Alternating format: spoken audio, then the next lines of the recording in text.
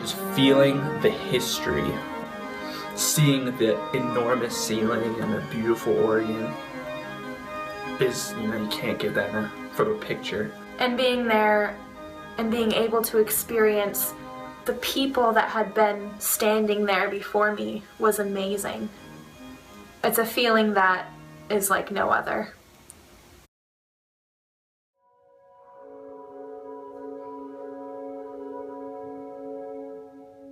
I enjoyed going through Luther's house and being able to learn more about him. Just seeing the challenges he went through and the fact that he was just an ordinary guy really struck me. He wasn't really well known, no one really knew him, and he wasn't even that religious to begin with, and now it's a common name in the common Lutheran household.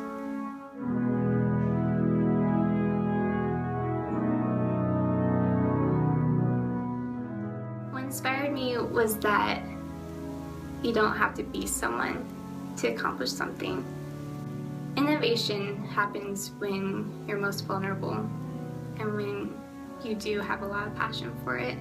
It doesn't happen just because someone says, oh, this needs to be changed. It takes a lot of thought and a lot of process and a lot of trial and error to have innovation happen. I plan to be more vulnerable and being able to say, this is what I'm feeling and this is how I'm going to show it. And that's through my music and through playing piano or playing my violin.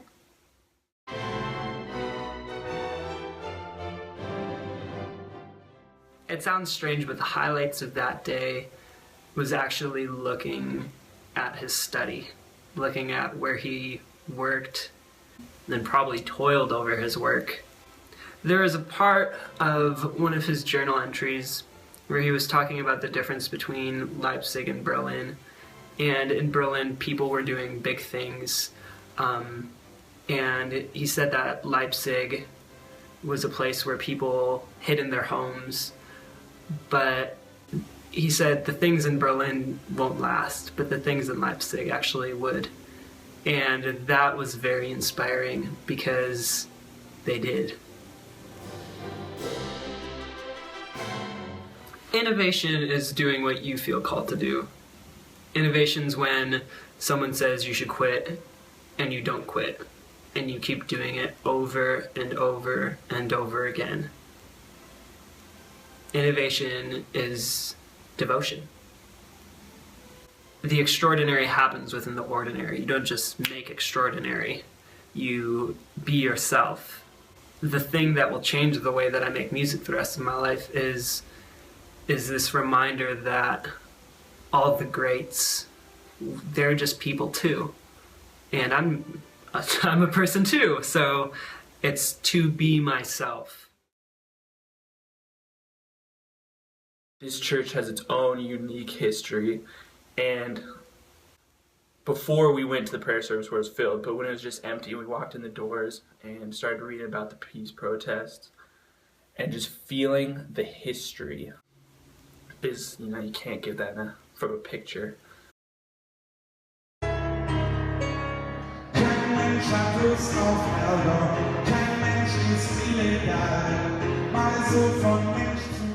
The experience at the Nikolai Kirche really inspired me to commit to a peaceful solution for any number of conflicts, and it just takes a strong perseverance.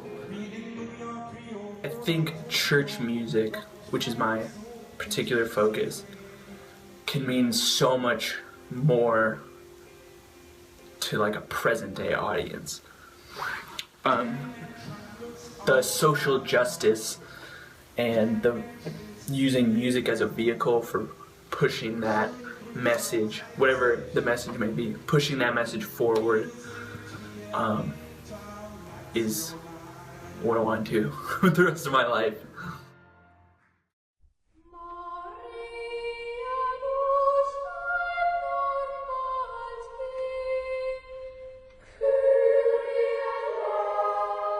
Sitting in Thomas Kirche, and the first few notes that came from the choir were spectacular.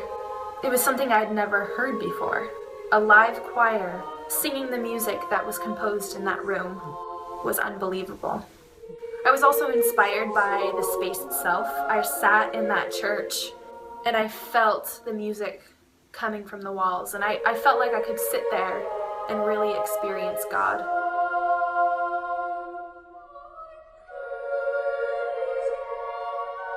I learned that innovation has a lot to do with what you're surrounded by and the opportunities that you're given by other people. Innovation is a product of its environment. I've learned to value music in general more, because through this trip I saw that it's important and that it's valued. In Germany, in Leipzig and in Berlin, they value community and they value humanity in the long term, and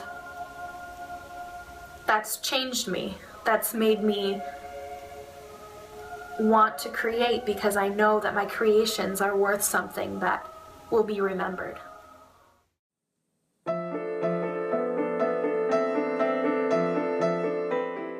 It was really difficult, and it's always difficult to think about the Holocaust as just an event. It's a very distant thing that happened in history, and it's hard to wrap your mind around, but when you walk into a building and somewhere that is specifically designed to take you there, that's all you feel.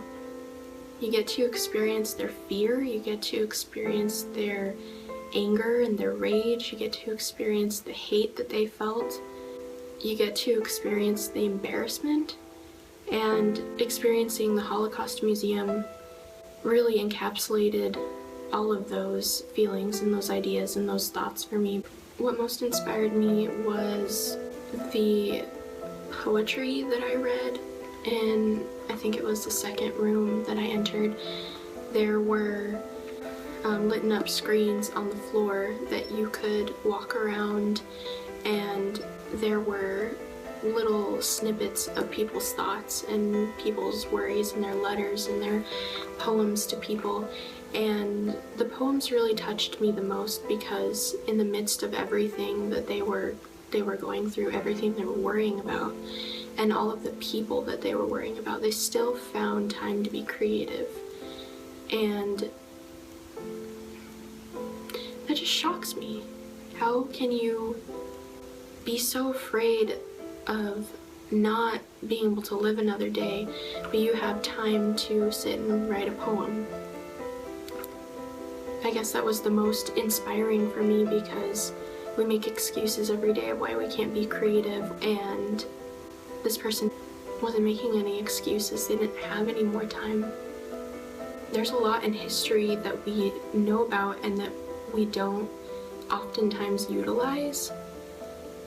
Those two are the biggest takeaways for the whole trip about innovation for me, because you can't go through the feelings that other people had when you're confronted by those images and those poems and those words and feel nothing.